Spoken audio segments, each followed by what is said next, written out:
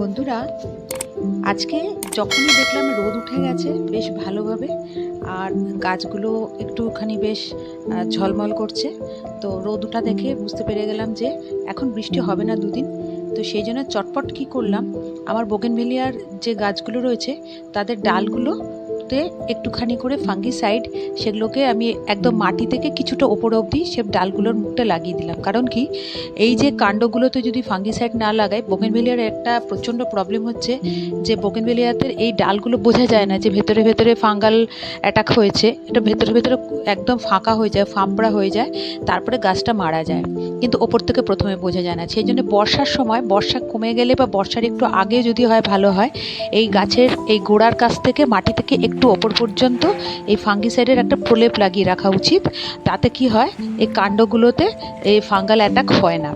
আর আমি, আমার কাছে সিস্টেমিকও আছে, কন্ট্যাক্ট ফাঙ্গিসাইডও আছে। আপনার যার যার কাছে যে যে যতটুকু ফাঙ্গিসাইড আছে সেটা দিয়েই সেগুলোকে আপনি কাজ করতে পারেন।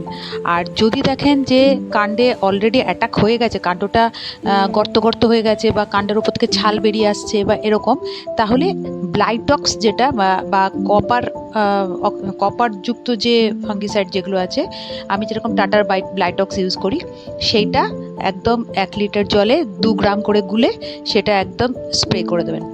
আর আমি শুধু আজকে আমার বোগেনভেলিয়ার ডালগুলোই রং করিনি, মানে ফাঙ্গিসাইড দিইনি।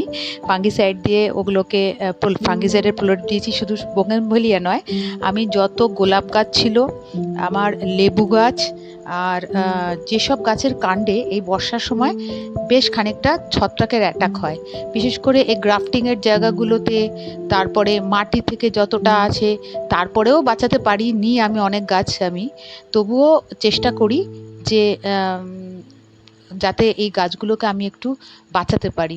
কিছু কিছু রেয়ার ভ্যারাইটিস গোলাপ গাছ আছে। তো আজকে আমি যে রোদ উঠেছে সেই রোদ ওঠা দেখে সঙ্গে সঙ্গে এই কাজগুলো সেরে ফেললাম, আর স্প্রে করে দিলাম জলে গুলে ফাঙ্গিসাইড।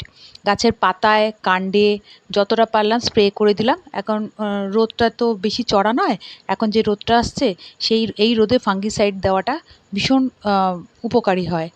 আর আপনারাও আপনাদের বাগানে অবশ্যই রোদ, বৃষ্টি কমে গেলে, বৃষ্টি থেমে গেলে, রোদ ওঠার পর একটু মাটিটা টান টান হবে, তারপরে ফাঙ্গিসাইড অবশ্যই স্প্রে করবেন।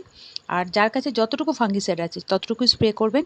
আর এই বোগেনভেলিয়া, লেবু, গোলাপ, এই 3টে গাছের কাণ্ডে মাটি থেকে আর খানিকটা ওপর পর্যন্ত অবশ্যই এই ফাঙ্গিসাইড একটু মোটা করে গুলে, সেটা যে কোনো কিছুর সাথে, তুলি করে হোক বা লাঠির ডগায় কোনো কাপড় জড়িয়ে হোক, যেভাবেই হোক, এই জায়গাগুলোকে একদম ফাঙ্গিসাইডে পুরো প্রলেপ দিয়ে রাখবেন।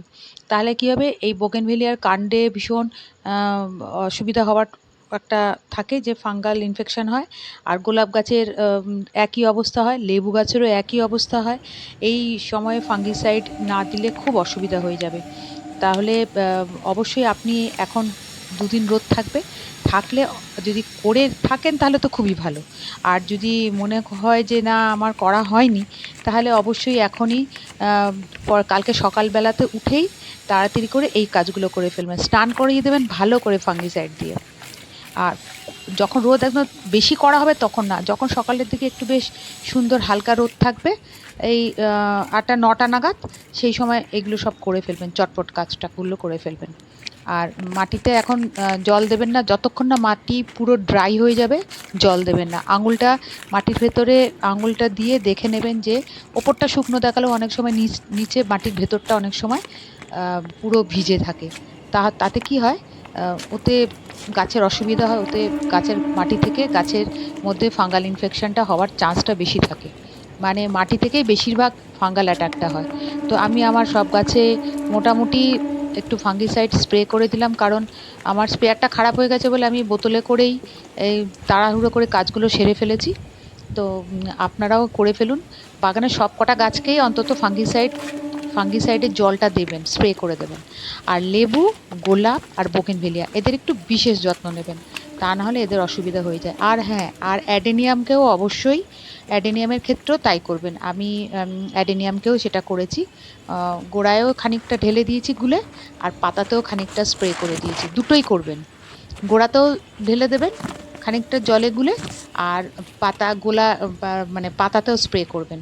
আর কাণ্ডে এই রকম প্রলেপ অবশ্যই লাগিয়ে দেবেন। তাতে কি হয়, নানা রকমের যে অসুবিধা থাকে, যে কাণ্ডে ক্যাঙ্কার রোগ হোক বা যাই হোক, সেই রোগগুলো থেকে গাছটাকে আপনি বাঁচিয়ে ফেলতে পারবেন।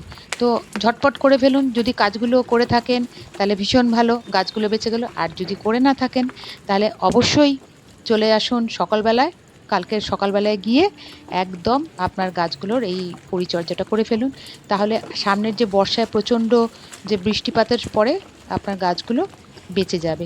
এইভাবে প্রত্যেকবার অনেক বৃষ্টি হওয়ার পর, 3-4 দিন বৃষ্টি হওয়ার পর যে রোদ উঠবে, সঙ্গে সঙ্গে এই ফাঙ্গিসাইড অবশ্যই দিতে হবে। আর ফাঙ্গিসাইড দেওয়ার একদিন পরে অবশ্যই কীটনাশক দিতে হবে। বিশেষ করে প্রফেক্স সুপার টাইপের যে কীটনাশকগুলো আছে সেগুলো দেবেন। এগুলো এখন কচি কচি যে পাতা বেরোবে বর্ষার ফলে, সেগুলোর উপর অ্যাটাক করবে। তাহলে আজকের মতন এখানেই রাখলাম।